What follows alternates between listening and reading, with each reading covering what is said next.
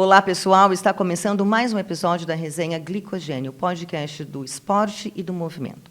Aqui nós falamos com treinadores, profissionais ligados à saúde esportiva, professores, tudo para levar informação para vocês sobre esporte, sobre movimento, sobre as histórias de superação e rotina de treino. Se você ainda não segue a Resenha Glicogênio, nós estamos no YouTube, nós estamos no Spotify. Spotify, lá, você que já vai treinar, né, já coloca lá, vai ouvir, tem um monte de gente que já passou por aqui, é só fazer uma pesquisa. Estamos no Instagram também, Rádio Mídia, é só digitar, vocês vão encontrar a gente lá. E assistam os outros anteriores, porque tem muita gente que já passou, que já contou suas histórias. E vou deixar também o WhatsApp da Rádio Mídia. Anotem aí, é o 91485-1246. Lá vocês podem deixar os comentários, perguntas para os nossos convidados, que certamente eles vão responder. E também coloca lá quem vocês gostariam de ver aqui na nossa resenha, para bater um papo, para contar a história de superação, de desafios. E, antes de apresentar o nosso convidado de hoje, vamos para a nossa vinheta.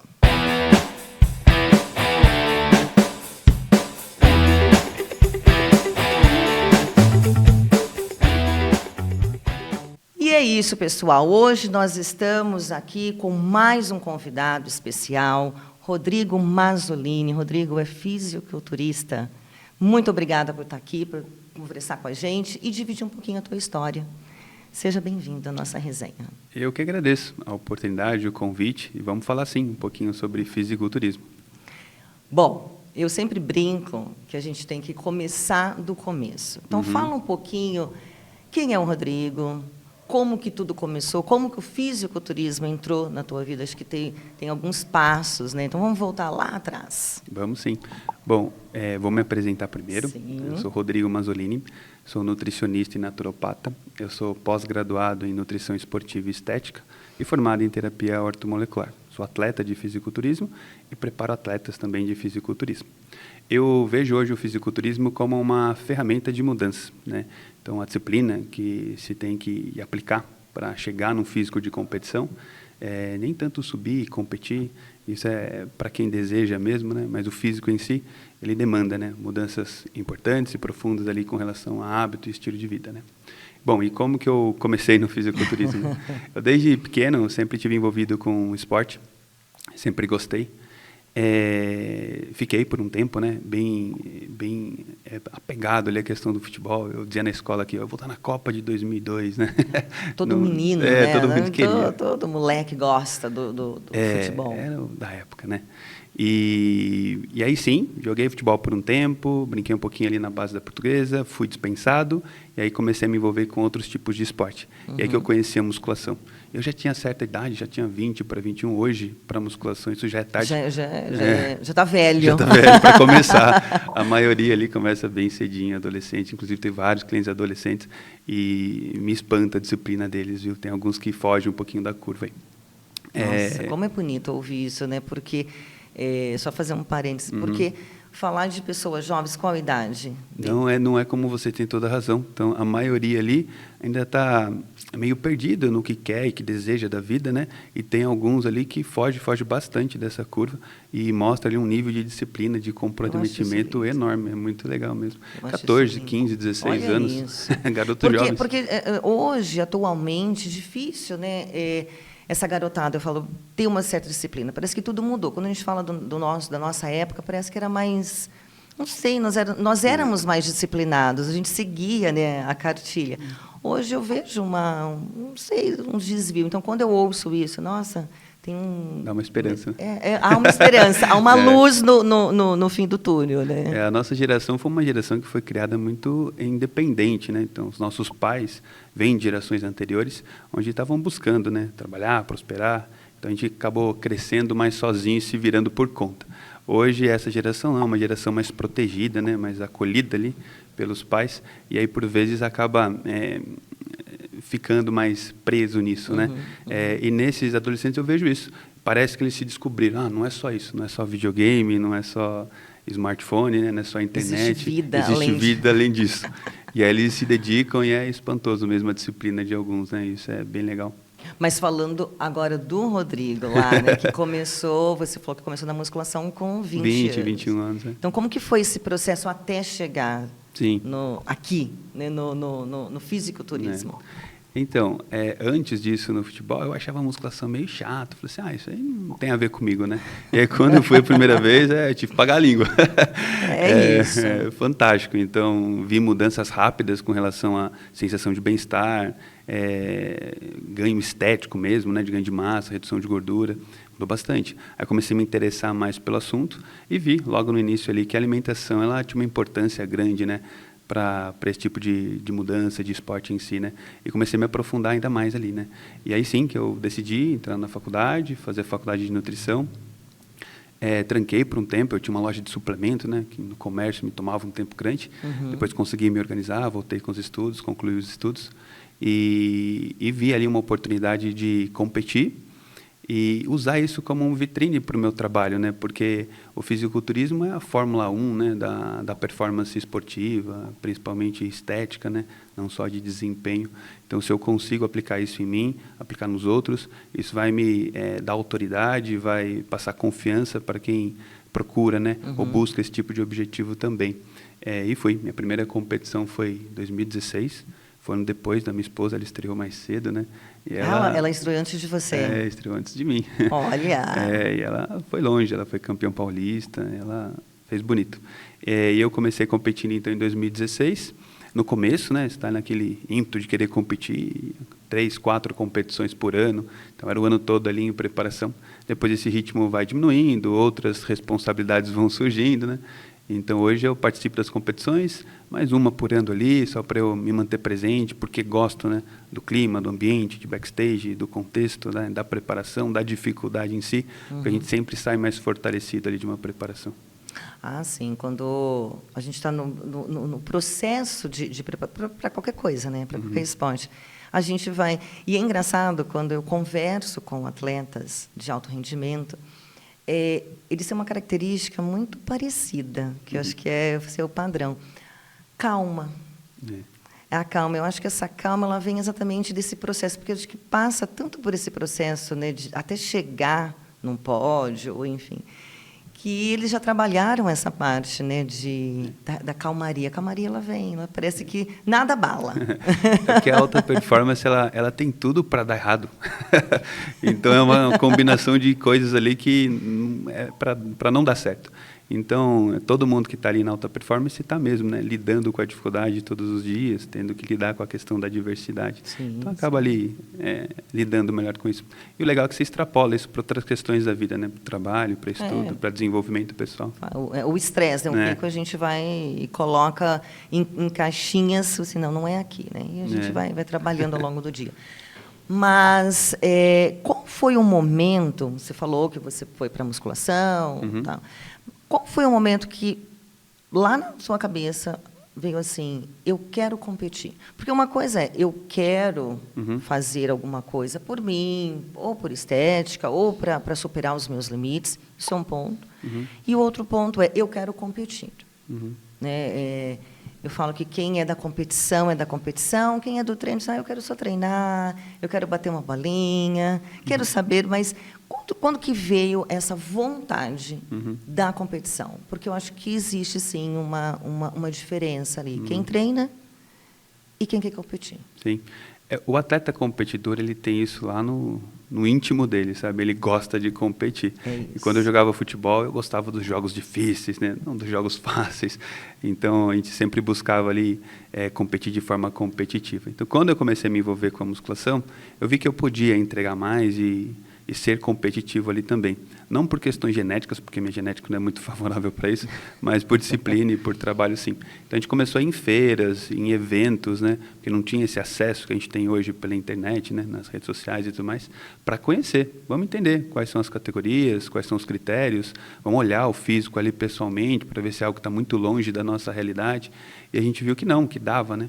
E a gente tinha, e tem até hoje, né, alguns profissionais que são referências para a gente. Eu digo a gente porque eu e minha esposa, a gente está junto nisso, tá? Sempre, desde o começo. Eu acho isso fantástico. A gente estava conversando aqui, né, nos bastidores.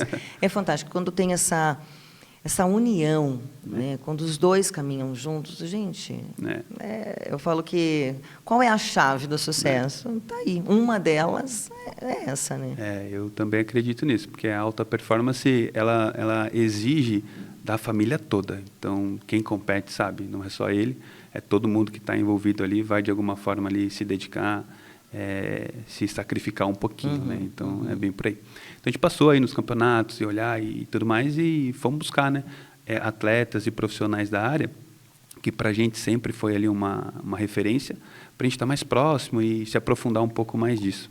Um deles foi o Júlio Balestrin, que hoje ele é bem famoso, né? Na época nem tanto. Então a gente treinou muito tempo com ele, a gente fez uma parceria forte. A gente teve loja de suplemento por um tempo que ele vinha atender na loja com a gente. Então a gente criou um laço bom, aprendi muita coisa sobre treinamento, sobre finalização com ele.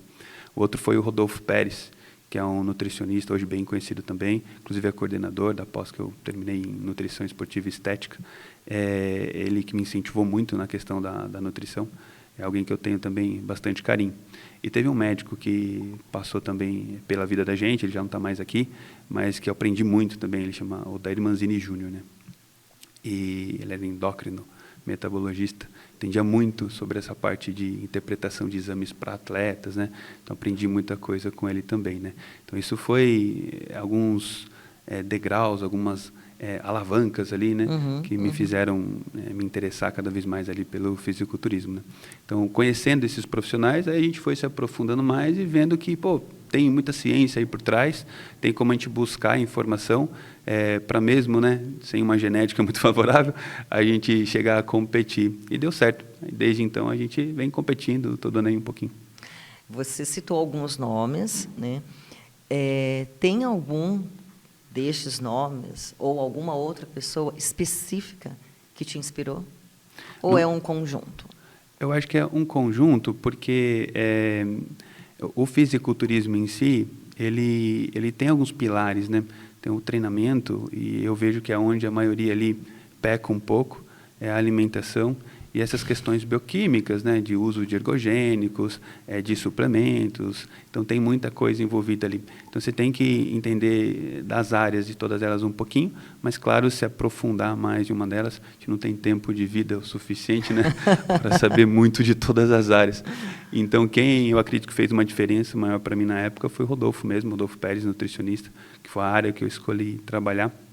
Então, aprendi muito ali, passando anos com ele ali, de como conduzir uma consulta, de como interpretar ali o objetivo do cliente, do paciente.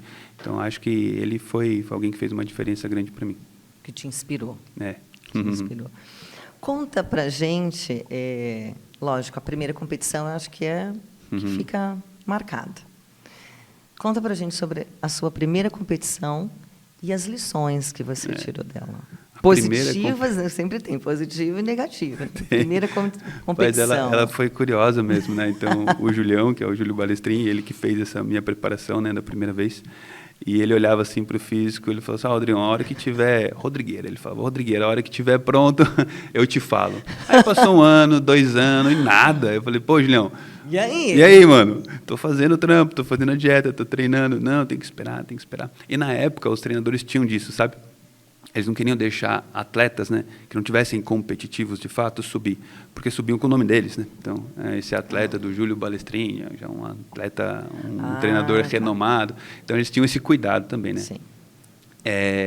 Aí chegou uma hora que eu cheguei para ele e falei assim, Julião, então eu lembro que era meados, né, de 2015, que eu competi em 2016, no começo do ano. E aí eu falei para ele, Julião, deixa eu fazer um trampo então, visando a competição de março, que era a competição de estreantes que tinha na época, né? E se chegar na hora você falar que não dá, eu não vou. Aí ele falou, tá bom. Aí fiz todo o trampo, aí baixei bastante peso, eu tive que perder muito peso para me enquadrar no peso da categoria. Aí quando chegou na véspera da competição, voltava uns 15 dias assim, né? Eu fui lá no consultório dele, a gente foi avaliar o físico. Ele olhou bem assim, ele falou, dá para ir, não vai passar vergonha. Falei, caraca. Sim, poxa vida. Animou, né? E aí Quanto eu fui. tempo foi esse processo? Desde que a gente teve o primeiro contato até competir, foi 2 anos e meio, mais ou menos, né? Uau! Foi bastante tempo. E aí essa preparação toda, né? Levou 6 meses, um pouco mais. Mas foi legal. Então, eu não fui bem, eu não consegui avançar para as finais, tinha bastante atleta, mas é normal, né? O normal é esse. Eu já tive alguns atletas que eu preparei e começou ganhando o campeonato, mas isso não é o normal, né? O normal é você ir galgando, degrau, né? Degrau, né? Degrau. Um tijolinho de cada vez mesmo. Pouco a pouco. E aí eu gostei, né? Então, voltei e falei, vou treinar mais então, vou me dedicar mais e vou voltar melhor na próxima. E assim foi. Aí eu consegui, depois de 1 ano de competição, né? Começar a figurar ali nos top 3, ganhando o campeonato, brigando ali um pouquinho de forma mais competitiva, né? Não foi, legal. Né, como a primeira. Não, como os geneticamente favorecidos. Os geneticamente favorecidos. A genética, a gente vai falar bastante sobre isso, que é o divisor de águas mesmo, né? Que Sim. não tem como.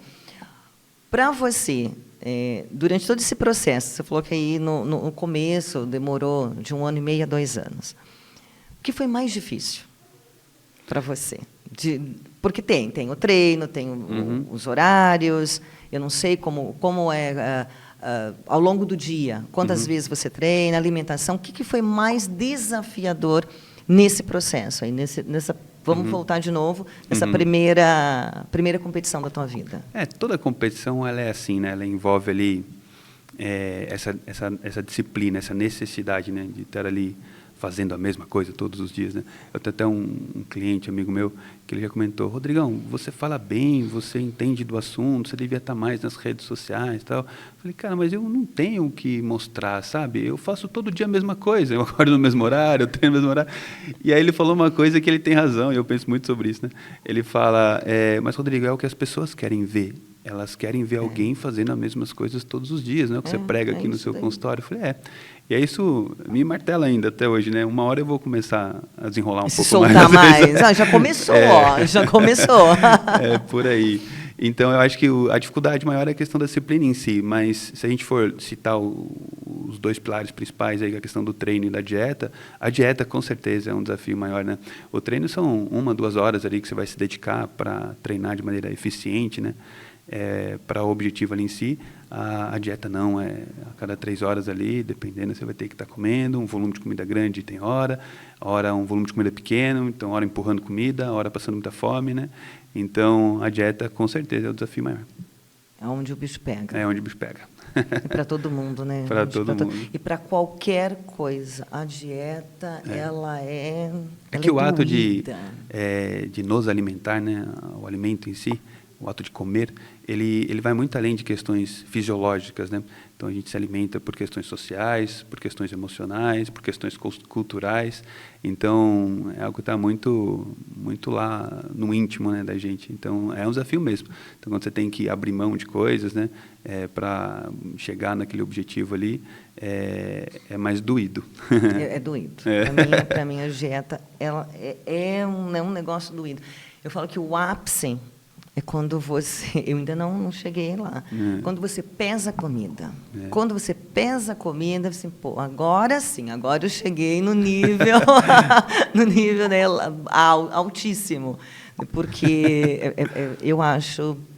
Porque toda hora você quer comer um negocinho, aquilo que você falou, né, do lado social. Isso. Toda hora você quer, vamos tomar um café. O café, ele é sempre seguido de um negocinho, né? E aí você vai, e não dá, o negocinho não pode.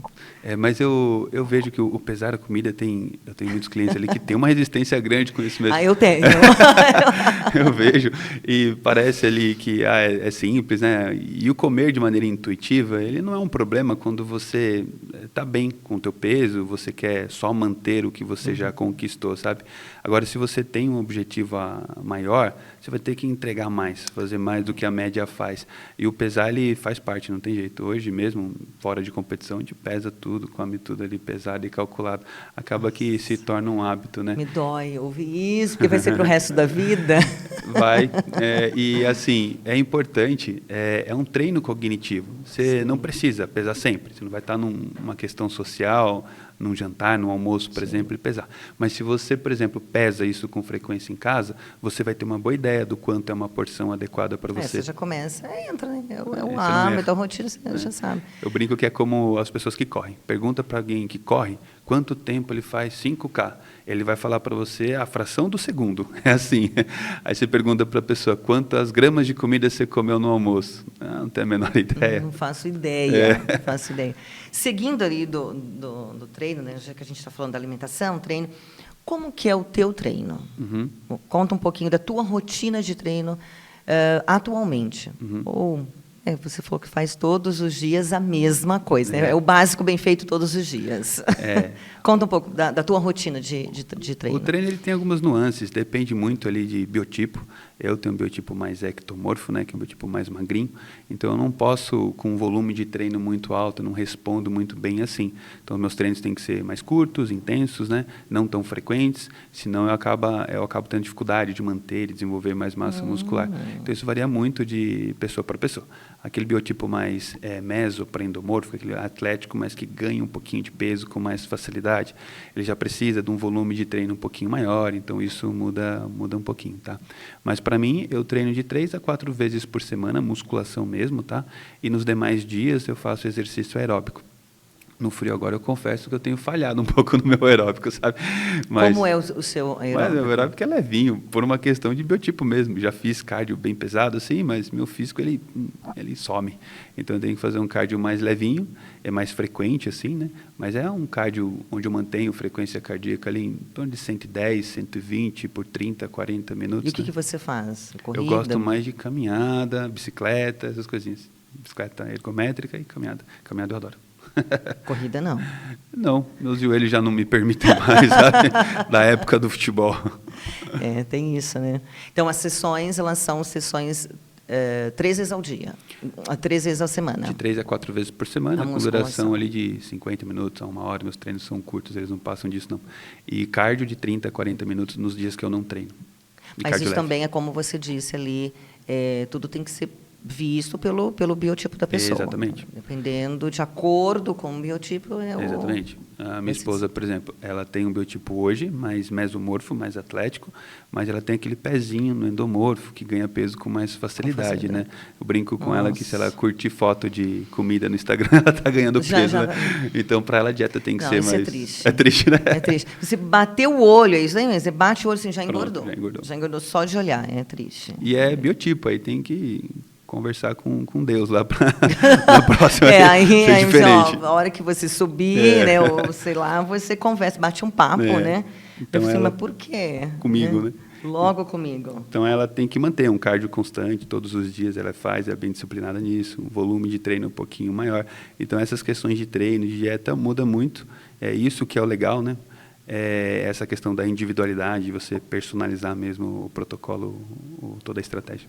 Tem que ser personalizado. Não adianta você colocar... Tem muita gente que pega aplicativos, e eu acho que tem muita coisa bacana, mas é um geral, né? Então, a pessoa vai e nós somos movidos pelo...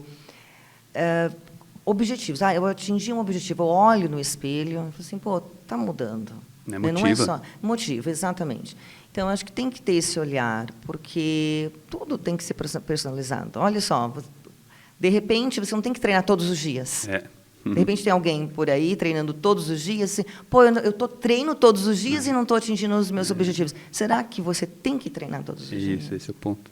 E é difícil você pôr na cabeça de um atleta ou de quem gosta de treinar que ele tem que treinar menos. É difícil, a maioria não. Acho que tem que entregar mais, cada vez mais. Eu fui uma pessoa que eu tive que tirar o pezinho. Eu corro e entrei no beach tênis. E são duas atividades que, assim, elas não se complementam, né? E eu tive, a conta chegou.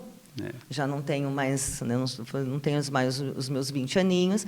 Então, é um momento, assim, será que você tem que treinar todos os dias? Tinha dias que eu fazia 3 treinos no dia. E não dá certo. Então, quando você bate ali, né, que veio o diagnóstico, assim, peraí, vamos sentar, vamos rever tudo. Não tem que colocar tanta carga assim. Mas e eu não sou atleta de alto rendimento, imagina. Agora, imagina para o atleta de alto rendimento. Ele realmente não precisa fazer. Não sei você, mas em mim, por exemplo, gera uma culpa o dia que eu não treino. Sim. Pô, tá todo mundo treinando, eu estou aqui. Ah, mas é um dia de descanso. Então, gera tudo isso. E aí entra o mental, que é um ponto que a gente vai... né, já vamos andando aqui. Como que é o mental? Como que é esse treino? Porque, para tudo, tem que ter... Eu lembro que um treinador uma vez falou para mim, primeiro você treina, primeiro você corre na mente, depois você vai correr com as suas pernas. Então, ou seja, a gente tem que trabalhar. Como que é para vocês? No fisiculturismo, mais ainda. Essa questão de consciência corporal, de conexão mente-músculo faz toda a diferença. Atento com frequência as pessoas no consultório. Rodrigão, não tenho genética para peito, não tenho genética para costas, né? Aí você olha ali um braço bem desenvolvido, um ombro bem desenvolvido, né? Então ele tem genética só para braço e não tem genética para peito, né? Então você vê que claramente ali é uma questão de treino. Então ele acha que ele está treinando bem, mas não está. De repente aprimorar um pouquinho mais a técnica, desenvolver um pouquinho mais a questão da qualidade do movimento, amplitude, tem questões ali, variáveis que são importantes, vai fazer uma diferença maior, né? Então, nessa hora, esse nível de consciência, para ele conseguir se concentrar e fazer aquilo com uma atenção plena, sabe? Ele vai conseguir ter um nível de ativação maior, ele vai conseguir desenvolver aquela porção.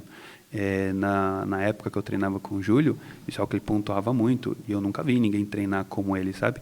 Ele tem um feeling muito grande para isso. Então, ele te põe em ângulos, em posturas ali, que você conseguia atacar a musculatura com cargas pequenas. A primeira vez que eu fui treinar com ele, para você ter uma ideia, a gente chegou na academia, fui eu e um amigo meu, e ele chegou, vamos treinar o que hoje, Rodrigo? Vamos treinar peito. Aí ele falou, então tá, vai lá no supino, aquece lá, aqueci. Quanto que você costuma fazer? Eu falei, uns 30 de cada lado aí dá para fazer. Bota 10. Falei, 10 de cada lado? 10. Não consegui fazer. Ele me botou na postura, ajustou aqui, ajustou ali, o peso triplicou de tamanho, sabe? Foi ali que eu falei, nossa, tem muito mais, né, do que peso só envolvido na musculação. E aqui a gente começou a aprimorar mais essa questão da técnica, e eu vejo hoje que tem uma ordem, né, na musculação. A técnica, ela antecede a carga, e a carga antecede o volume. Então, não adianta você trabalhar com cargas altas e comprometer a técnica, e não adianta você fazer inúmeras repetições com um peso muito leve.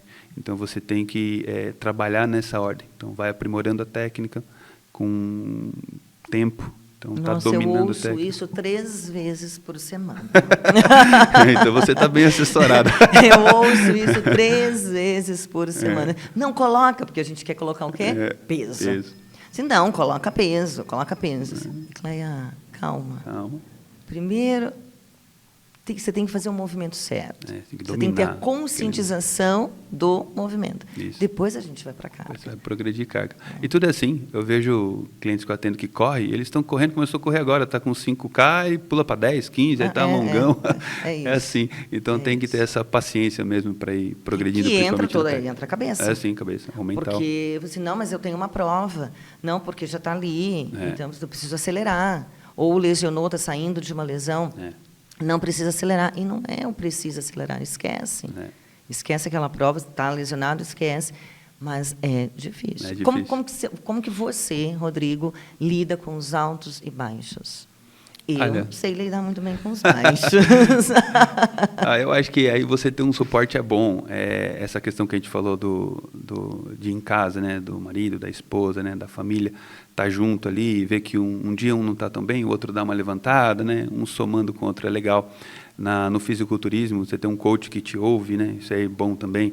Então, tem muito coach ali que ele passa o protocolo, a pessoa faz e, tô com uma dificuldade aqui, outra ali, o problema é seu, paciência, o trampo é esse, tem que fazer, acabou. E não é bem assim, então eu acho que ter alguém ali que te dê um suporte para lidar com os dias difíceis, eu acho que é importante. Sozinho você não vai muito longe. Não vai, precisa. Você tem um coach? Eu hoje já faço a minha preparação, né? Você já tem bagagem, né? E é difícil depois de um tempo, né? Que eu já fiz consultoria muitos anos com o Julião, sempre que eu tenho ali algum aperto, ele me socorre ainda. Fiz com o Adam também, que é outro nome renomado, aí, forte no meio, sabe? E aí, quando você já competiu algumas vezes, já preparou atletas campeões, sabe? E aí você desenvolve a sua linha de trabalho, né? Então, quando você busca um coach que te dá espaço para opinar, para trabalhar junto, ainda funciona. Mas quando ele quer impor muita coisa, né? Aí já não. Ó, isso eu já testei, eu sei que não funciona, para mim tem que ser diferente. E aí eles não casam. Então, hoje eu faço sozinho, quem me ajuda muito é minha esposa, porque eu tenho uma dificuldade grande de me autoavaliar. Então, quando os meus atletas e clientes me atualizam, eu vejo lá os vídeos, as fotos, né? Consigo ver claramente o que precisa ser ajustado. Olha, vamos subir um pouco o carbo essa semana, vamos aumentar exercício aeróbico, vamos diminuir, faz uma refeição livre, né? É tranquilo. Mas você se autoavaliar é difícil. É difícil. Então, um dia você acorda e fala, nossa, hoje estou no shape. No outro dia, nossa, hoje está um já caco. não estou mais. Não dá. Já não estou mais. É muito difícil. Então, eu sou muito racional. Então, eu tento, nas minhas preparações, trabalhar com números. Então, medidas, dobras, peso, eu vou acompanhando em cima disso. E aí, no subjetivo, que é na estética, eu peço para minha esposa, dá uma olhada aí, vê o que você achou, precisa melhorar aqui, ali, assim vai, né? Bom, que bom que você tem dentro de casa, né? Então, ajuda. Tem uma avaliadora dentro de casa, isso é... Né? Como que você separa, coloquei aqui, um marombeiro de academia e de um atleta de elite? É diferente mesmo, né? O marombeiro, ele gosta ali do lifestyle, mas ele gosta de fazer só o que é fácil. Quando começa a entrar na dificuldade, aí ele Os espana. marombeiros aqui, ó, de plantão, opa! E tem muitos aí, viu? Muitos, então o pessoal começa a treinar, vê que tem uma boa desenvoltura para isso, desenvolve uma massinha, aí tenta ali pensar em se aventurar ali nas competições. A hora que você começa a tirar comida, aumentar cardio e começar a apertar o trampo mesmo, então, sabe o que é? Acho que eu vou fazer mais um tempinho de off para eu ganhar um pouquinho mais de peso, aí eu vou chegar mais competitivo. Aí passou 2, 3, 4, 5 anos e competir que é bom nada. Então, a diferença é essa, né? O atleta, ele gosta da dificuldade. Eu costumo dizer para os meus atletas que é isso. Se você está sofrendo com o processo, é porque você não está pronto ainda, você não está no ponto de ser um atleta, de competir, porque a dificuldade ela é inerente ao processo, você não vai fugir da dificuldade, mas o atleta está dormindo com fome e está dando risada, porra, mano, tá isso aí, ele está fazendo o cardio, ele sofrido, mas ele está ali, curtindo a dificuldade, né? Então, eu vejo que a dificuldade é inerente ao processo, mas o sofrimento é opcional. Então, quem curte mesmo ali, e essa é a grande diferença do atleta, né? Ele está curtindo a dificuldade. Gente, é cabeça. É cabeça, total. É cabeça, total. É isso que eu quero e sei que vou ter todos os desafios pela frente e vou enfrentar. E é assim, eu tenho uma gordurinha em volta do umbigo ali, que para eu secar ela quando eu decido competir, eu tenho que passar uma fome miserável. Então, é assim. Então, eu durmo com fome, acordo com fome, eu só não tenho fome quando eu estou, de fato, dormindo, né? Então, é assim, é o tempo todo. E a fome não é um problema. As pessoas, elas entenderam a fome como algo negativo. Sim. Mas não. A fome... Falta de energia, porque a fome entende... Algumas pessoas subentendem-se o quê? Não vou ter energia para seguir meu dia, para realizar minhas tarefas. Não necessariamente. Então. A fome ela não é só um mecanismo de controle de energia, ela é principalmente um mecanismo de controle de nutriente. Se você garantir boa densidade nutricional, mesmo numa condição de déficit calórico, você consegue ter um bom gerenciamento da fome. Vou te dar um exemplo. Você pega um indivíduo de 100 quilos com 20% de gordura, ele tem 20 quilos de gordura. Cada quilo de gordura tem aproximadamente 8.000 calorias. Esse indivíduo tem 160.000 quilocalorias estocado de energia dentro dele. Entende? É bastante caloria. É muita energia. Então, um organismo sadio, bem equilibrado, consegue acessar essas calorias e dar conta da demanda, né, de energia que o organismo precisa. Bem nutrido, bem equilibrado. O problema é que as pessoas hoje, elas se baseiam em um dos pilares da alimentação, né? E eu chamo de pilares porque eu penso, eu tenho um método, né, com relação à prescrição de dieta. Eu vejo que uma dieta saudável, uma alimentação saudável, ela é baseada em 3 pilares: quantidade, então você adequar isso para a sua demanda; qualidade, é tão importante quanto a quantidade; e distribuição. Se você organizar a sua alimentação dessa forma, o céu é o limite. Você consegue dominar essa questão da dieta mesmo. E a maioria se apoia só no primeiro pilar, que é a quantidade. Então ele acaba, por vezes, ali, deixando de comer o que precisa, porque beliscou um docinho, porque saiu um pouquinho da linha, né? Então ele deixa de oferecer nutriente, que vai ser vital, né, para processos enzimáticos, produção de enzimas, até para o corpo conseguir acessar gordura, né, essa reserva de energia e atender essa demanda, sabe? Então, um corpo bem nutrido ali, ele consegue sim, né, entregar energia para você cumprir as suas treinos, tarefas, as suas né? tarefas. O problema das pessoas que estão em dieta é o famoso eu mereço. Então, né? Tem que buscar outro conforto, não na dieta. Eu mereço. Depois de um dia longo, trabalhei, meu chefe, né? Eu mereço este bolo, eu mereço esse doce. Então. Que eu mereço, essa frase. Mas nos meus atletas, todos eles, a gente ainda mantém sempre uma refeição livre por semana. As atualizações são semanais e toda semana tem a refeição livre. Só que não é uma refeição livre, é uma refeição controlada. O que você está a fim de comer? É um lanche, pão, carne e queijo, tantas gramas de hambúrguer, quer comer um doce? E tudo bem. E tudo bem. Então está dentro do protocolo, né, do processo em si. Isso é normal. A única coisa que não tem espaço é álcool. O álcool não dá. O álcool ele é muito deletério ali quando você pensa em performance, principalmente estética. Já que você colocou o álcool, o que o álcool o que ele gera no nosso corpo? Porque acho que eu já sei a resposta, mas vamos colocar aqui. Por que todo treinamento, seja ele que for, né, ou para musculação, para qualquer esporte, por que o álcool ele tem esse impacto? Olha, não pode beber. O que ele causa no nosso corpo? Vamos falar um pouquinho para... O que as pessoas buscam no álcool primeiro, né? O que as pessoas buscam no... E é interessante esse ponto, porque outro dia me falaram, eu não bebia, hoje eu não bebo mais, mas... Parabéns. Cleia, você vai morrer. Eu falei, sim. Todo mundo. Sim, todo mundo vai morrer. Você vai morrer antes ou depois, porque... Então, vamos curtir a vida. Então, este é o ponto, né? Porque, e isso está muito, eu não sei se é cultural, que para eu me divertir, eu preciso beber. Né? Época de valores invertidos, né? Então, as pessoas acham que curtir a vida, você fazer tudo o que tem vontade, e nem de longe é isso, né? E o álcool, sim. Por que ele é um problema? As pessoas buscam no álcool o efeito sedativo que ele tem. Tá? Ele não relaxa, ele seda a pessoa. Então, se a pessoa precisa consumir álcool todos os dias ou com uma frequência grande, é porque a vida dela não está muito boa. Então, ela precisa procurar uma sedada o terapia. tempo todo. Ela tem que buscar uma orientação nesse sentido. Tá? Mas, fisiologicamente falando, o álcool ele possui uma caloria que o corpo não sabe queimar. Então, o corpo não aprendeu a fazer energia, ATP, por meio do álcool. Tá? Então, toda a caloria que você consome do álcool vira gordura, vira triglicéridos. O final do metabolismo do álcool é fazer gordura. E é o que você não quer quando você está buscando ali ganhos estéticos. Né? E ele libera uma substância no organismo que é tóxico para a síntese de proteína. Então, ele inibe síntese de proteína no organismo. Então, você vai perder músculo. Então, consumiu álcool, você vai fazer gordura e vai perder massa muscular. E ele inibe um hormônio que controla a água no organismo. Então, sob efeito do álcool, você desidrata, urina bastante. Quando passa o efeito do álcool, você tem um rebote desse hormônio, você vai subir 2, 3 quilos ali, dependendo do quanto você consumiu de álcool. Né? Então, ele faz gordura, ele quebra a massa muscular e ele aumenta a retenção. Para alguém que busca, né, ganho estético, alta performance, é algo que não cabe.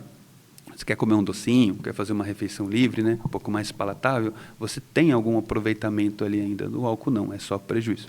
Então, para os meus clientes, por exemplo, que não competem e gostam e consomem álcool, eu oriento eles a tentar minimizar o prejuízo. Então, consuma com menos frequência e no dia que você consumiu, tenta no dia seguinte, né, adotar algumas questões ali para minimizar esse prejuízo. O primeiro é tentar fazer uma atividade física. Então, falar, saiu sábado, beber um pouquinho, domingo, acorda, faz um cardiozinho, para tentar queimar um pouquinho dessa gordura aí que o álcool vai trazer. Tá? Faz uma ingestão de proteína maior, toma um whey protein nesse dia, logo depois do cardio, por exemplo, e aumenta a sua hidratação, para você tentar corrigir, né, essa questão da retenção o quanto antes. Então, isso minimiza muito o prejuízo. Tá? Mas pensando em alta performance, em estética num nível mais alto, não tem espaço mesmo para a questão do álcool. Tá? Não dá. Só tem que ir administrando isso. Infelizmente. sem o álcool. É. Vamos tirar o álcool, né? Rodrigo, tem alguma técnica que você considera indispensável dentro para quem está nesse processo de ganho de massa ou para o fisiculturismo? Você olha, essa técnica, lógico, eu sei que é um conjunto de fatores, mas o que você considera? Essa técnica é indispensável? O fisiculturismo hoje, tem até muita discussão em cima disso, né? Se eles enxergam ele como um esporte ou não, tá? Eu acredito que sim. Mas ele é visto hoje como um evento de entretenimento, sabe? Então, a pessoa que tem uma desenvoltura maior com relação a pose, a palco, sabe? Ela costuma ter vantagem com relação às competições, tá? Porque eu já vi físicos incríveis e aí no palco a pessoa não tem uma boa desenvoltura, ela não consegue mostrar o potencial dela, sabe? Então eu vejo que um diferencial grande aí, que eu acho que é importante, é essa questão da desenvoltura, da pessoa ir gostar dessa questão do palco mesmo, sabe? Então acho que faz uma diferença. Tem como trabalhar isso? A pessoa tem, por exemplo, ela tem todo o físico, mas ela tem essa aversão, vamos dizer, ao palco. Tem como ela trabalhar? Lógico que isso é mental, mas tem alguma técnica, tem algum jeito? Ou a pessoa fala assim, não, realmente, toda vez que eu subo ao palco, eu travo? Tem sim. E eu acredito que o que traz confiança para a pessoa ali no dia da competição, ela estar bem treinada, né? Então, ela ter ali uma boa orientação com relação à pose, a como tudo vai acontecer ali no dia, sabe? Acho que isso traz uma confiança para ter uma desenvoltura melhor, tá? Mas tem pessoas que têm uma aptidão natural, né, para isso. E é difícil mesmo, porque no palco ele está sendo julgado. O árbitro está te olhando ali e ele não está te olhando com bons olhos, né? Ele está fazendo careta para você, está te julgando. Literalmente, ele está te julgando. Para a mulher eu acho isso muito mais difícil, porque mulher, né, está de biquíni no palco ali, está exposta de certa forma e sendo julgada, né? Então tem um peso ali que eu acho que pesa mais para as meninas, né? Mas eu vejo isso como, se a gente for pontuar alguma coisa, como um diferencial grande. Quem tem ali uma boa desenvoltura de palco consegue ter ali um desempenho melhor. Sim, interessante. Você falou das meninas e você treinou. Vamos falar um pouquinho. A Thaís Silva Bueno, né? Sim. Como que foi o treinamento? Como foi o processo de treinar? Primeiro fala um pouquinho, né, dela. A gente começou junto, lá atrás. Hoje já não trabalha mais junto. Ela já está na área há bastante tempo já, né? Então já tem a expertise dela. E ela tem um coach hoje, que é o Lucas, que é o namorado dela, que é muito bom também e é alguém que já tem um espaço, né, importante ali no fisiculturismo. Mas a gente começou assim, ela tinha um potencial, e foi bem curioso a história da Thaís. A gente começou juntos, né, então ela foi uma das primeiras atletas ali que eu preparei, e ela queria competir na Wellness, ela tinha um sonho. Eu falei, Rodrigo, eu tenho um sonho de competir na Wellness. Eu falei assim, olha, vamos começar o trabalho, né, você é alta, longilínea, cintura estreita, né? Então tem uma estrutura, uma complexão óssea. Falando. Fininha, pequenininha, vamos ver. E aí a gente começou um trabalho, ela extremamente dedicada, ela era um soldado mesmo, né? Então o que tinha que fazer, ela fazia, cardio, treino, tudo bem disciplinada, bem certinho. E aí o físico dela foi evoluindo, foi melhorando, e eu fui ganhando uma admiração por ela ali por conta dessa questão da disciplina, né? Aí chegou perto da competição, o físico dela estava muito encaixado para biquíni e não para wellness. Mas eu fiquei com receio de falar isso para ela, porque eu falei assim, puta, ela me procurou com o sonho de competir na wellness, tá fazendo trampo, super dedicada, e o físico está muito encaixado para uma biquíni. Eu falei, nossa, não sei, é só estreia. O que eu faço, né? Vou jogar um balde de água fria nela, né? A minha esposa até na época falou, não, você devia falar. E aí eu falei, não, deixa ela estrear, depois a gente vê o que faz, né? E aí o destino corrigiu esse percurso, sabe? Chegou no dia da inscrição, o árbitro central olhou ela e ela falou, vou na wellness. Ele olhou, não, você é uma biquíni, você tem que ir na biquíni. Eu falei, mas o meu coach e tal. Aí ele me ligou, e ele me conhecia, o Ricardo. Ele me ligou, eu falei, pô, Ricardo, você está quebrando um galhaço para mim, cara. Porque eu estou aqui, queria falar. O que eu vou falar, o que eu vou fazer. E aí foi muito legal, porque isso trouxe uma repercussão positiva para ela, sabe? A gente fez a inscrição dela, então, na biquíni. Ela ganhou na categoria, ganhou overall, e isso trouxe para ela, né, notoriedade, sabe? Sim, Olha, a atleta que veio para competir na wellness saiu overall da biquíni, sabe? Então, ali foi um boom, foi uma explosão para ela, né? E dali ela foi só ganhando os campeonatos, enquanto a gente foi junto, ela foi 100% ali. Teve um campeonato que ela ficou em segundo só, o resto ela ganhou tudo. Então, é uma atleta bastante dedicada. Você atribui, então, tudo isso à dedicação dela. Com certeza. Uhum. Então, é isso aí, pessoal. Tem que se dedicar. É o trabalho. Não dá para querer comer tudo, beber tudo. Agora vou tirar 3 meses aqui e vou, vou lá. Não dá. Teve alguma parte difícil no treinamento dela? Não, ela...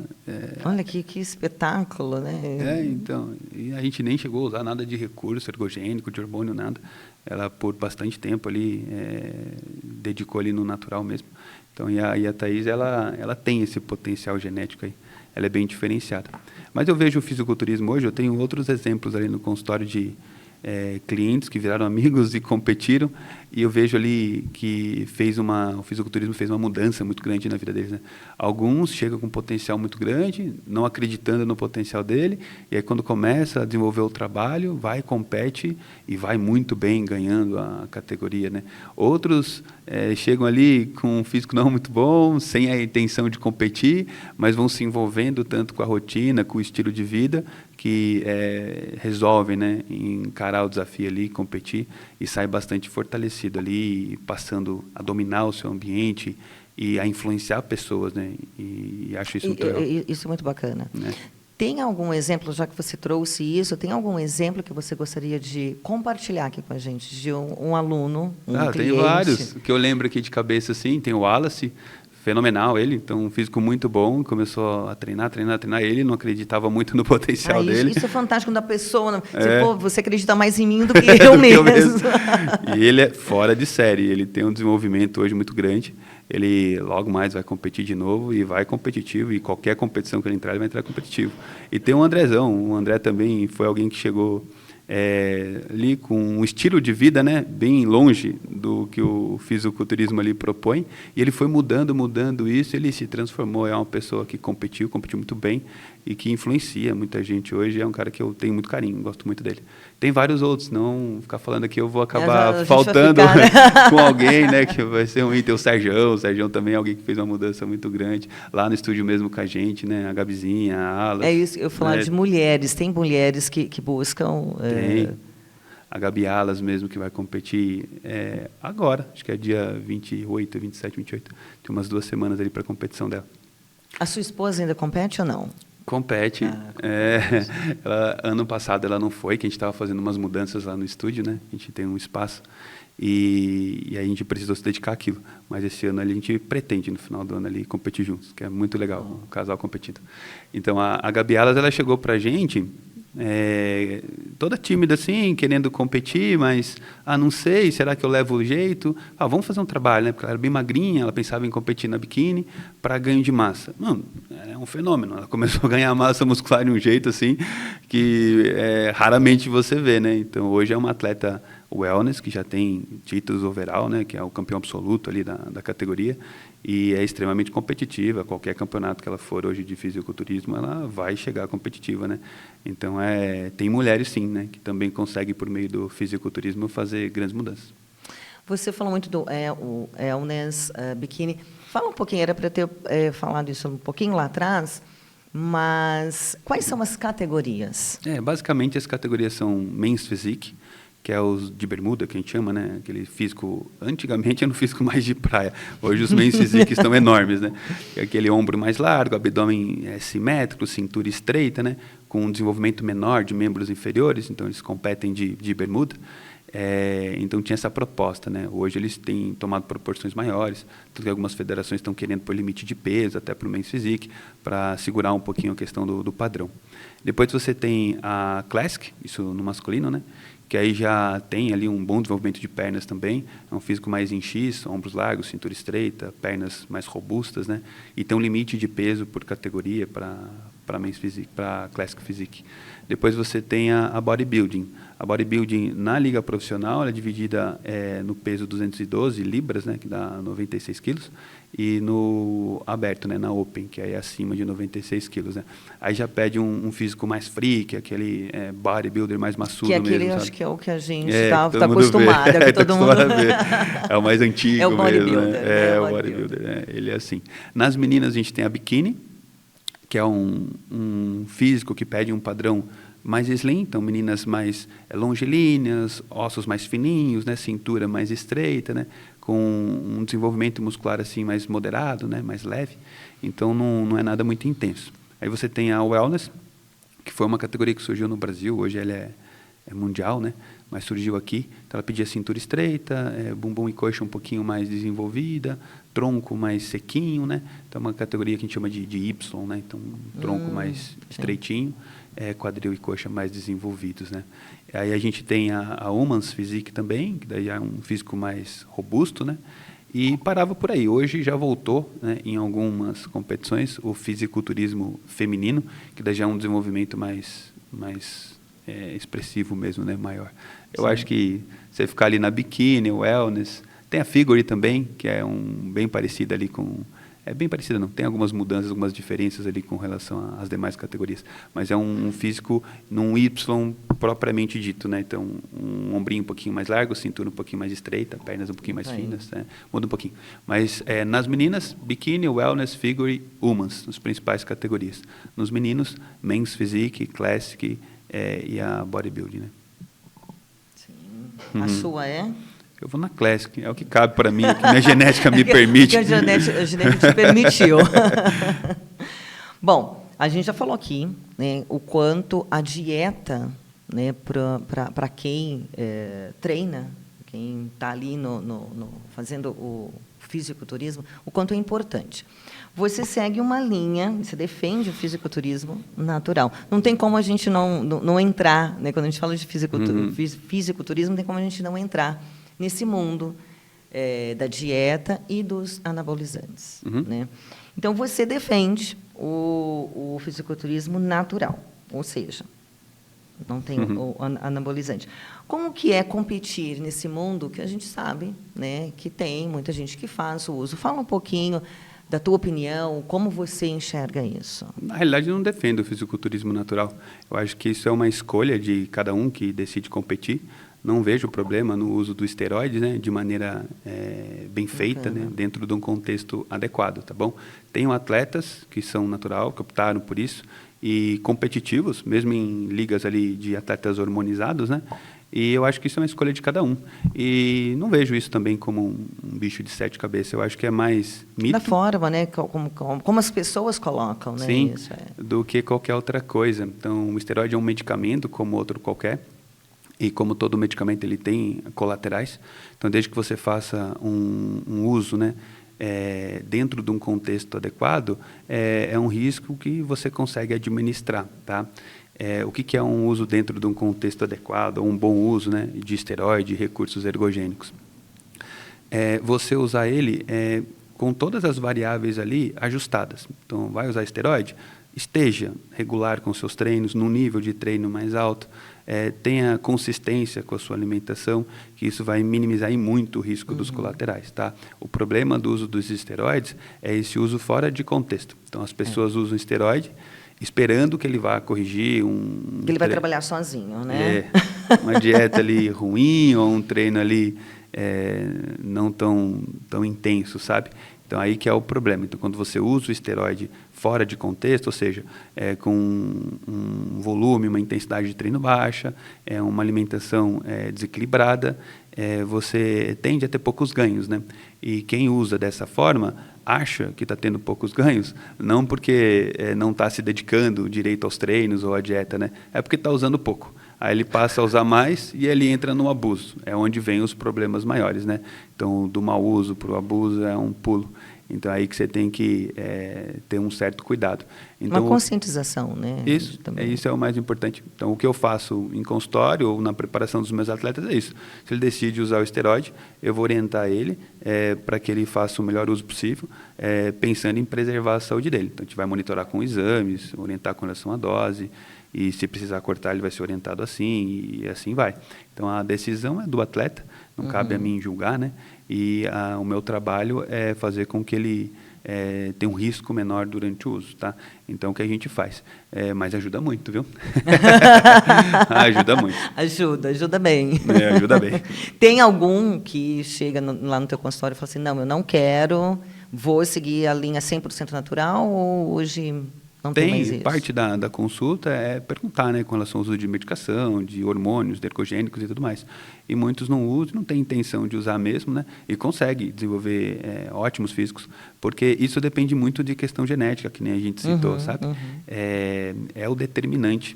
Eu costumo dar um exemplo, a gente conversou isso nos bastidores, mas acho que cabe aqui com o pessoal, né, com relação ao teatro. Você tem um teatro lá eu com... gostei dessa explicação. Não é um bom exemplo? Eu gostei dessa explicação. Faz entender, é legal. Você tem um teatro lá com 400 cadeiras, chega lá 800 pessoas na porta, só vai entrar 400. Os outros 400 vão ficar lá tumultuando, né? Vão ficar de fora. Você consegue, nesse teatro, fazer uma pequena reforma por 10, 20 cadeiras a mais, né?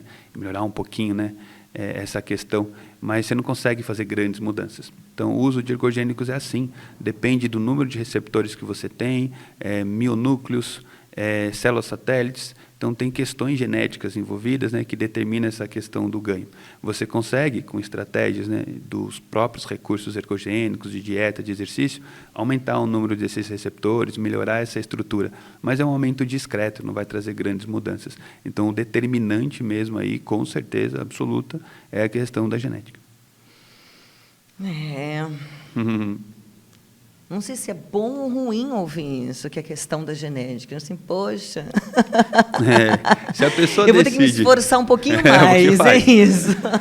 A pessoa tem que olhar isso com bons olhos, porque se você ficar brigando com a genética, você está pondo a sua saúde em risco. Como exemplo também que a gente conversou. Você pega um bom jogador de basquete, extremamente talentoso, técnico, com 1,65 m, ele não vai jogar na NBA, né? Não dá. Então, não é demérito, é uma questão genética. Então, vamos procurar outra coisa, onde a gente consiga, né, aplicar essas habilidades ali de maneira ótima, onde ele consiga ser, de fato, competitivo. No fisiculturismo é assim também, né?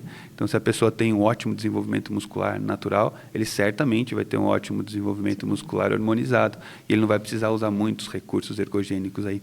E o lado negativo dessa moeda aí, essa questão dos influenciadores. Então, quando você olha as principais figuras hoje, Ramon, Rafael Brandão, são atletas geneticamente assim, diferenciados. Então, eles fazem uso de recursos ergogênicos, mas tem muito atleta amador ou até marombeiro de academia que usa mais hormônio do que esses atletas e não consegue ter o mesmo desenvolvimento. E esse é um problema. Então, parece que para chegar naquele físico, é só então usar hormônio e aumentar a dose. Não é. Então, tem que ter essa consciência de que a genética é o determinante. Se você respeitar isso, você vai longe ali no esporte e vai conseguir preservar a tua saúde ali por bastante tempo. Senão, não. Senão, não dá. Né? Não dá. Vamos falar um pouquinho sobre o fisiculturismo no Brasil. Como que você enxerga, como que você vê hoje o fisiculturismo aqui dentro do O fisiculturismo ele está bem business, né? Ele mudou bastante. Antigamente era para algo mais seleto, então de fato eram poucas categorias, era o bodybuilding que tinha mesmo, né? Que é a categoria dos pesados. Então era para pessoas que eram de fato diferenciadas. E aí isso foi crescendo, ganhando popularidade, outras categorias foram surgindo e hoje praticamente qualquer tipo corporal ali consegue de alguma forma se enquadrar ali nas categorias, sabe? E passar pela experiência. Ser ou não competitivo, buscar voos maiores, aí depende dessas questões genéticas. Mas que dá para passar pela experiência e passar de maneira ali honesta, ali dá, tá? E tem categoria para tudo. Só que virou muito marketing, né? Muito comercial, muito business. O fitness, ele consumiu muito ali e consome ainda do fisiculturismo. Então, o atleta em si, ele tem que ter esse cuidado. Se ele quer passar pela experiência e usar isso como um aprendizado para ele estender para outras questões da vida, né? Acho muito legal, muito válido. Agora, se ele pensa em viver disso, ele já tem que refletir um pouco mais sobre o assunto, porque não é nada fácil aqui no Brasil.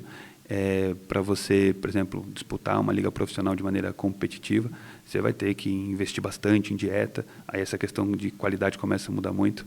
Um atleta profissional mesmo do alto nível, ele vai comer filé mignon e tilápia o dia inteiro, sabe? Então isso para a maioria ali, por exemplo, é inacessível, né? É inviável. O uso de recursos ergogênicos, suporte tudo isso médico. Custa, né? Tudo isso custa, é muito difícil.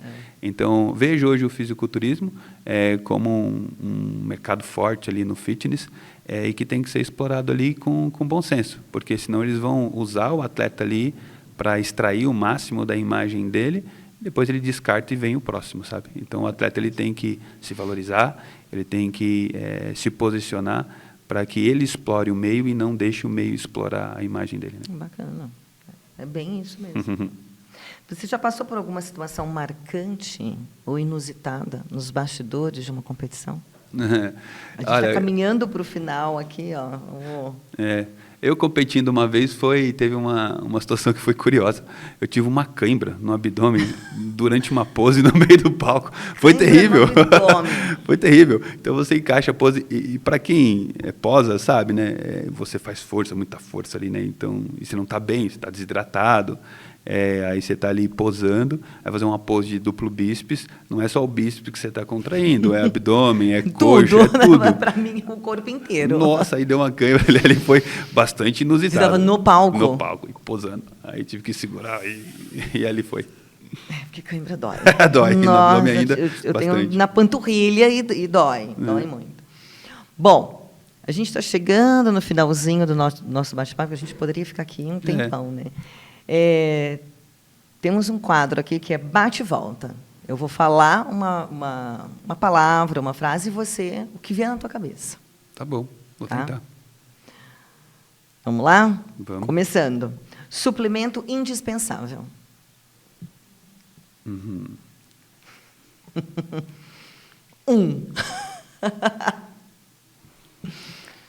Talvez para quem busca ganho de massa, a creatina.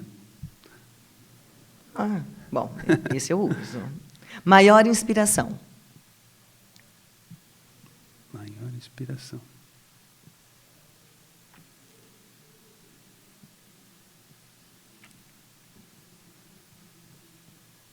No esporte,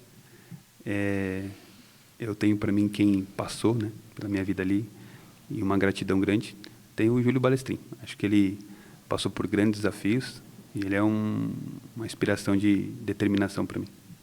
Boa. Fase mais difícil da carreira? Acho que o início. Início sempre dói. Difícil, né? Início dói, nossa. Melhor conselho que você já recebeu? No meio, no fisiculturismo, tenha um coach. Então, quando você vai começar, é difícil você começar, porque é tudo muito, e se você não tiver uma boa orientação, alguém que consiga, de fato, ali te direcionar, fica difícil. Acho que ter um treinador, acho que é um bom conselho para quem está buscando algo no meio. Palco dos sonhos? A vida. Olha. Eu gosto. Eu acho que hoje a gente, diferente, né, de lá no início da humanidade, a gente não acorda todos os dias só para sobreviver, né? Eu acho que buscar algo que a gente faça bem e consiga, de alguma forma, impactar nas vidas das pessoas, traz um valor existencial grande. Acho que isso é válido, né? Boa. Tem alguma competição vindo por aí? Eu pretendo ir no final do ano, numa competiçãozinha ali de final de ano. É uma época que eu gosto de competir, porque final de ano é uma época que eu gosto de comer bastante. Então, se eu chego bem magrinho, eu tenho espaço ali para aproveitar bem as ceias, né? Rodrigo, onde que o pessoal consegue te acompanhar, te encontrar? Fala aí, deixa os seus contatos no Insta, compartilha com a gente aí. Tem o meu Instagram, que é @Rodrigo_Mazzolini. Lá tem o contato de agendamento, que tem alguém que me ajuda com isso. Tem o meu contato também, então quem quiser, tiver interesse, é só procurar a gente por lá, que estamos aí. Bacana. Quer deixar algum recado para os nossos ouvintes, quem está nos assistindo pelo YouTube ou está só nos ouvindo aqui no Spotify? Deixa um recado para o pessoal. Quem está querendo começar no fisiculturismo? Eu acho que um bom recado seria enxergar o fisiculturismo como um estilo de vida. Eu vejo que as pessoas, né, que almejam competir e adotam o fisiculturismo como estilo de vida, elas curtem mais o processo e saem de cada competição com um gostinho ali de que saiu bem, de fez a sua parte, sabe? E extrapola isso para outras questões. Então, ao invés de só se encantar ou se impressionar com o palco ali, com a competição em si, tente pensar no fisiculturismo como um estilo de vida, que eu acho que ali você vai ter bastante sucesso e alegria ali. Bacana. Muito obrigada Eu que por ter agradeço. vindo aqui, conversar com a gente, compartilhar um pouquinho das suas histórias, das informações que foram muito úteis aqui para a gente. Obrigada. E chegamos ao final de mais um episódio da Resenha Glicogênio. Lembrando que toda terça-feira, às 18 horas, tem episódio novo subindo lá no canal do YouTube e, como eu já disse, estamos no Spotify também. É isso, pessoal. Até a próxima Resenha Glicogênio. Muito obrigada. Valeu.